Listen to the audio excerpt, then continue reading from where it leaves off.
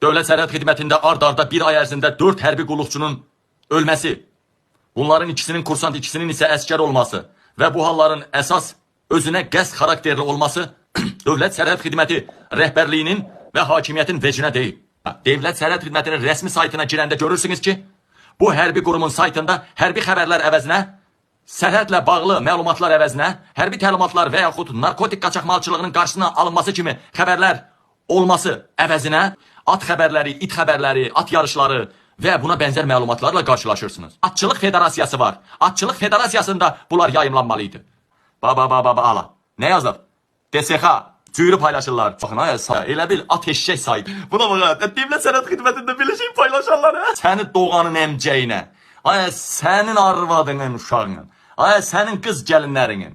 Nə paylaşsın? Siz də deyirsiniz xəbər paylaşsın.